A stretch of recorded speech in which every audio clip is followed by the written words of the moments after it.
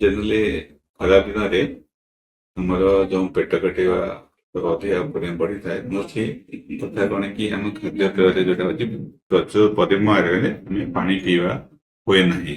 ଯଦି ଆମେ ଖରାରେ ବୁଲୁଛେ କିମ୍ବା ଖରା କାମ କରୁଛେ ଆଉ ପାଣି କମ ପିଉଛେ ତାହେଲେ ଯୋଉ ଡିହାଇଡ୍ରେସନ ଫଳରେ ପେଟରେ ଇନଫେକ୍ସନ ବଢିଥାଏ। ମୋଷ୍ଟଲି ପରିସ୍ରା ଇନଫେକ୍ସନ ହୋଇଥାଏ, ପେଟ ଏସିଡିଟି ମଧ୍ୟ ବଢିଥାଏ ଆଉ କନଷ୍ଟିପେସନ ମଧ୍ୟ ହୋଇଥାଏ।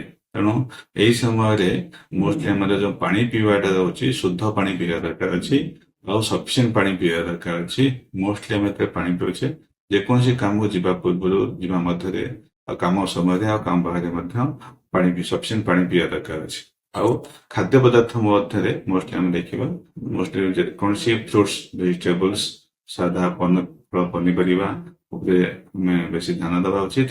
ଆଉ ବାହାର ଫୁଡକୁ ଯୋଉମାନେ ହାଇଜେନିକ ଖାଦ୍ୟକୁ ଆଭଏଡ କରିବା, ଅନହାଇଜେନିକ ଖାଦ୍ୟକୁ ଆଭଏଡ କରିବା ଦରକାର ଅଛି। ଛୋଟ ପିଲାମାନଙ୍କ କ୍ଷେତ୍ରରେ କେମିତି କଣ ଖରାଦିନ ଭିତରେ ସେମାନେ ସ୍କୁଲ ଯାଉଛନ୍ତି କିମ୍ବା ପାଠ ପଢୁଛନ୍ତି? ସ୍କୁଲ ପିଲା ପାଇଁ ସେମାନେ ମୋଷ୍ଟଲି ହୋମ ଫୁଡ ହୋମମେଡ ଫୁଡ ଯୋଉଟା ଅଛି ସେଇଟାକୁ ବେଶୀ ସେମାନେ ବ୍ୟବହାର କରିବା ଉଚିତ।